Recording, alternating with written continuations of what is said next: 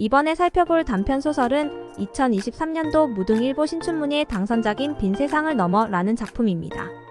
설명란에 소설의 링크를 넣어 놓을 테니 이 영상을 처음 보시는 분들은 영상 시청 전에 소설을 스스로 한번 읽어보고 그 후 각자가 음양간 양면성에 대해 생각해보고 그 다음에 영상을 보시면 최대한의 효과가 있을 것입니다. 이 컨텐츠의 목적은 단편소설을 소재로 하여 그것의 음양관적인 면을 살펴봄으로써 음양관적인 시각을 기르는 것에 있습니다. 이런 연습을 통해 내 삶이 음양관적인 시각으로 해석되면 많은 심리적인 문제가 해소되기 때문입니다. 음양관이라는 말은 어렵지만 실은 우리의 삶 속에 스며들어 있는 것입니다. 세용지마의 이야기죠. 모든 일에는 양면성이 있습니다. 세용이 말을 잃어버린 것도 불행만은 아니죠. 나중에 새로운 좋은 말이 하나 더 생기는 원인이 되죠. 이렇듯 삶의 양면성을 잘 익히게 되면 얼핏 보아 좋아 보이는 일에 지나치게 들뜨지 않을 수 있고 얼핏 보아 싫어 보이는 일에 지나치게 좌절하지 않을 수 있습니다. 요즘 말로 하면 회복탄력성이 좋아집니다. 사람의 회복탄력성은 딴 곳에서 생기는 것이 아닙니다. 내가 세상을 보는 시각이 어떠하냐에 있습니다. 양면성을 볼 수 있는 음양관적인 시각으로 세상을 보면 회복탄력성이 클 수밖에 없고 그저 얼핏 보이는 모습에 마음이 우왕좌왕하면 회복탄력성이 떨어질 수밖에 없습니다. 외상 후 스트레스라는 말이 있습니다. 트라우마가 되는 사건을 겪은 뒤 어려움을 겪는 것인데요. 이에 비해 외상 후 성장이라는 말도 있습니다. 트라우마를 겪으며 오히려 심리적으로 성장하는 것이죠. 이 차이도 결국 내가 겪은 일은 음양관적인 시각으로 해석할 수 있느냐 없느냐에 달려 있습니다. 제가 한의사라서 그런 면도 있겠지만 저는 미래 심리학은 결국 음양관을 이야기하는 한의학의 심리학으로 귀결될 것이라고 봅니다. 먼저 소설의 줄거리를 간단히 말씀드리겠습니다. 이 소설은 광주의 시대적 아픔을 이야기하는 소설입니다. 주인공인 아들이 나옵니다. 그리고 아들의 부모님이 나옵니다. 부모는 군부 독재 시절 광주에서 각각 트라우마를 겪습니다. 아버지는 권투 선수였는데 서울에서 열리는 시합에 참여하기 위해 떠나야 했는데 이웃과 친구들이 겪는 참상을 목격하고 서울로 가지 못하고 그 이후로 선수 생활도 못하게 됩니다. 어머니는 같은 직장에서 일하던 자매가 목숨을 잃습니다. 당시 둘 다 임신 중이라 일 마치고 같은 산부인과에 가기로 했는데 주인공의 어머니는 그날 마침 일이 생겨서 가지 못하고 언니만 가게 되었습니다. 그리고 그날 시위대로 오해받아 죽게 되었습니다. 아버지와 어머니는 이런 트라우마를 겪으셨고 소설 속의 말과 행동을 통해서 미루어 추측해보면 외상 후 성장을 이루신 분들로 보입니다. 그리고 주인공은 아직은 심리적으로 성장하지 못한 상태입니다. 세무공무원인데 일도 적성에 맞지 않고 상사도 마음에 들지 않아 직장을 그만두려고 합니다. 돈을 차근차근 모아 자신의 일을 하려는 생각은 못하고 부모님 두부 가게를 정리해서 나오는 돈으로 투자를 해서 돈을 벌어볼 궁리를 하고 있습니다. 전체적인 이야기는 대략 이렇습니다. 이야기를 읽어보시면 전체적인 틀에서의 음양관을 느낄 수 있습니다. 저는 내용 중에서 함께 살펴볼 세 부분을 정리해 보았습니다. 재밌는 소설입니다. 꼭 먼저 읽어보세요. 첫 번째 부분입니다. 주인공의 이야기입니다. 먼저 소설 속 내용을 들어보시죠. 어머니의 말은 틀리지 않았다. 수년간 다양한 업종의 중소기업을 전전하면서 시작부터 기울어진 계약을 했고 근로기준법조차 지켜지지 않는 것에 분노를 느꼈다. 멀리서 본 공무원은 그나마 남은 정상적인 직장처럼 보였다. 합격이 어렵지 그 허들만 넘으면 안전한 테두리 안쪽에 속하는 곳. 만일 내가 큰 실수를 한다고 해도 나를 쉽게 자를 수 없는 곳. 이런 요소들은 정말 매력적인 장점이었다. 다만 그 매력적인 장점은 곧 치명적인 단점으로 되돌아왔다. 자신에게 밑보인 후임을 괴롭히는 계장.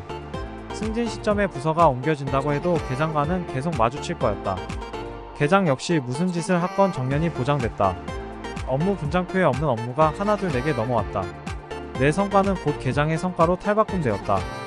민원인들은 국민혈세 세금 도둑이라는 단어를 섞어 모욕했다. 그들이 심하게 무례해도 내가 할 수 있는 일은 없었고 그 사이에 내가 실수라도 하면 어김없이 징계를 받았다.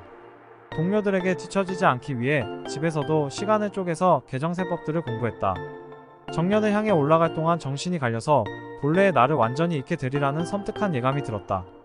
영향력 있는 뭔가가 되기도 전에 나는 영향력을 가진 것들에 평생 시달리다 사라질 영양가에 지나지 않을 것 같았다. 이러나 저러나 갈리고 갈려 결국 뭉개질 그저 콩 같은 운명. 이야기에서 그대로 드러나듯 장점이 곧 단점이 되고 단점이 곧 장점이 됩니다. 중소기업을 전전할 때는 공무원이 그렇게 좋아 보이더니 공무원이 되고 나니 그것의 단점이 명확하게 보입니다. 양면성 때문에 그렇죠. 세상 일은 기본적으로 쉬운 일이 없습니다. 어려운 일이지만 해나가겠다는 생각이라면 그럭저럭 해볼만 하고 살아갈만 하지만 나는 쉬운 일을 찾아 좀 쉽게 편하게 살겠다라는 마음이라면 세상살이가 힘들어집니다. 몇 년 전까지만 해도 공무원의 인기가 무척 높았는데 요즘은 소설 속에서 이야기하는 그런 이유들로 해서 그만두는 공무원도 적지 않다고 하죠. 어쨌든 이런 면들을 살펴보며 우리는 양면성에 대해서 다시 한번 생각해 보도록 하죠. 두 번째 부분입니다. 어머니의 트라우마와 관련된 이야기입니다. 한번 들어보시죠. 내가 태어나기 전 순옥 이모와 어머니는 같은 산부인과에 다녔다. 당시 두부 전문 식당에 다니던 어머니는 병원에 함께 가기로 했던 날, 일하는 식당에서 실수로 완성된 두부판을 엎었다. 그 때문에 어머니는 교대 시간에 퇴근하지 않고 남아서 저녁 장사할 두부를 다시 만들어야 했다. 그날 가게 앞에서 어머니를 기다리던 순옥 이모는 결국 홀로 병원에 갔다. 그리고 귀가하는 길에 시위자로 몰려서 험한 일을 당했다. 복부에 수차례 가해진 타격, 하열이 묻어 붉게 물든 하얀 치마, 가느다랗게 퍼지던 애국가. 순옥 이모는 절차에 맞춘 장례를 치르지도 못했다. 이미 도시 전체가 거대한 장례식장인 시절이었다. 이렇게 살아남게 되면 살아남아도 마음이 편하지 않습니다. 이 장면을 통해 이야기하고 싶은 것은 삶과 죽음이 그리 먼 차이가 아니라는 점입니다. 요즘은 죽음이 격리된 사회입니다. 과거 시골에서는 동네 어른이 죽으면 마을에서 함께 장례를 지내서 죽음이 바로 옆에 있다는 것을 누구나 알았습니다. 나이가 들면 죽구나. 사고가 나도 죽구나. 내 가족도 죽겠구나. 나도 결국 죽겠구나. 하지만 현대는 죽음이 장례식장에 격리되어 있습니다. 죽음을 보는 것이 쉽지 않고 그만큼 죽음이 나의 현실에 들어올 일이 적습니다. 누군가는 사는 동안은 죽는 것 따위는 생각하지 않아야 살만하지 않느냐고 말을 하던데요. 제 생각은 다릅니다. 내가 언젠가는 죽는 존재이기 때문에 남아있는 삶을 가치 있고 보람있게 살려고 하지 않을까요? 스티브 잡스가 그랬다죠. 오늘이 내 인생의 마지막 날이라 하더라도 지금 그 일을 계속 하겠느냐고. 죽음을 앞에 두고 생각하면 가치 판단이 단순 명료해집니다. 가치 있는 것과 가치 없는 것이 훨씬 쉽게 판단됩니다. 죽음의 양면성입니다. 마지막 세 번째 부분입니다. 먼저 소설 속 이야기를 들어보겠습니다. 언젠가 아버지에게 왜 하필 두부를 만드는 거냐고 볼멘소리를 했었다. 아버지는 편안한 자세로 봉지에 두부를 한 모씩 나눠 담으며 말했다. 그 두부를 맹글고 있으면 딴 생각이 안 들어야 나쁜 맴이 들어올 새가 없어. 이 부분은 트라우마를 건강하게 넘어서는 방법을 핵심적으로 이야기하고 있습니다. 이야기 속의 아버지와 어머니는 아마도 이 방법으로 트라우마를 극복하셨을 겁니다. 비록 트라우마가 마음 아프지만 그리고 한동안은 그 트라우마에 대해 슬퍼하고 애도할 일이라면 애도를 해야겠지만 거기에만 머물러 있으면 헤어나오기 어려울 수 있습니다. 생각은 습관과 같아서 같은 생각을 계속 반복하고 있으면 나중에는 내가 의도하지 않아도 그 생각에 머리에서 자동으로 돌아갑니다. 그것을 계속 보고 있으면 거기서 빠져나오기 힘들죠. 그래서 거기서 나오기 위해서는 일정 시간이 지난 후에 비록 마음에 트라우마가 완전히 사라진 것은 아니지만 주인공의 아버지가 두부를 만들듯 우리도 일을 해야 합니다. 물론 주인공의 아버지도 처음에는 두부를 만들어도 다치고 죽어간 이웃과 가족이 생각났을 겁니다. 하지만 그럼에도 불구하고 내가 지금 하고 있는 일에 마음을 모으고 과거의 트라우마는 비록 없어지진 않더라도 일을 하는 동안은 마음의 한쪽에 잠시 밀어두는 연습을 하다 보면 문득문득 트라우마를 잠시 잊고 일에만 몰입하는 순간이 때때로 찾아오게 됩니다. 물론 그렇게 트라우마에 대한 생각이 끊어졌을 때에도 그것을 알아차리면 또다시 트라우마에 휩싸이지만 위와 같이 일에 집중하며 보내는 시간을 만들면 차차 일만 남고 트라우마는 조금씩 가장자리로 밀려나가게 됩니다. 일부러 기억하려고 하면 물론 떠올릴 수는 있지만 과거처럼 그것이 내 삶의 중심에서 나를 뒤흔드는 일은 없어지게 되는 것이죠.